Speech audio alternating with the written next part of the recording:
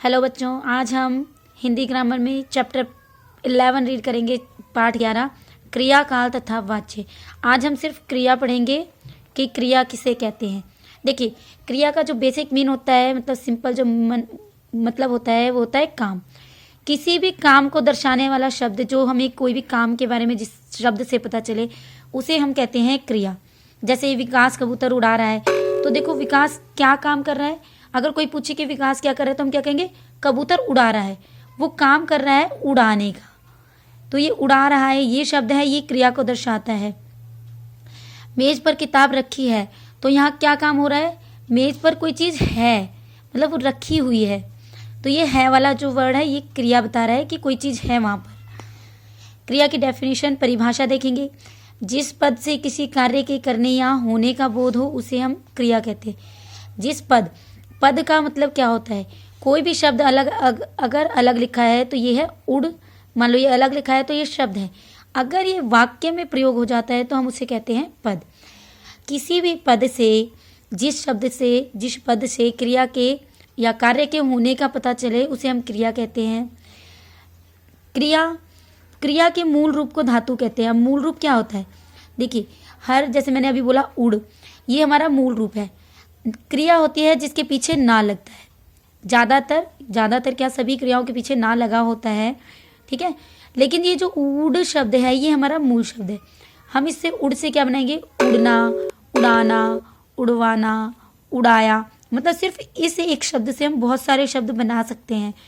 तो जो ये उड़ जो शब्द है, ये मूल शब्द है, इसको बोलते हैं धातु। किसी भी क्रिया का, ये उड़ना क्रिया है, ना जिसके पीछे आ रही है वो क्रिया को हटाने के बाद, ना हटाने के बाद जो वर्ड बचा है, जो शब्द बचा है, उसे हम कहते हैं मूल शब्द। और मूल शब्द को धातु के रूप से जाना जाता है। यह रूप लिंग, काल और अवस्था के कारण बदलता रहता है।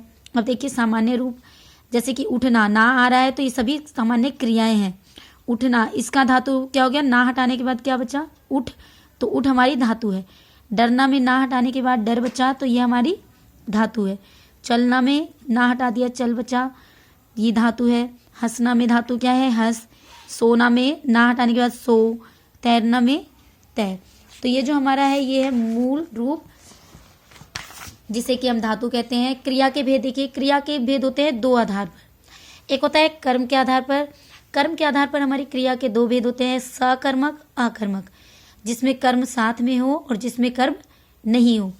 प्रयोग व संरचना के आधार पर हमारे क्रिया के जो रूप होते हैं, वो होते हैं 6। सामान्य क्रिया, कोई भी नॉर्मल सा काम जो किया जा रहा है, वो सामान्य क्रिया। संयुक्त क्रिया, जिसमें दो क्रियाएं मिली हुई होती हैं। नाम धातु क्रिया, जो संज्ञा या सर्वनाम से बनाई जाती है। प्रेरणार्थक क्रिया, जिसमें काम स्वयं ना करके किसी और से करवाया जाए, उसे प्रेरणार्थक क्रिया कहते हैं। पूर्वकालिक क्रिया, जहाँ हमारी दो क्रियाएं होती हैं और एक क्रिया उससे पहले हुई हो, जिसमें इस पूर्वकालिक क्रिया की पहचान है, उसमें कर लगा होता है, जैसे दौड़ कर।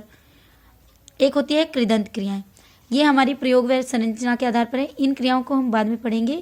पहले हम पढ़ते हैं सकर्मक क्रिया और अकर्मक क्रिया। कर्म के आधार पर क्रिया के दो भेद होते हैं, सकर्मक, अकर्मक।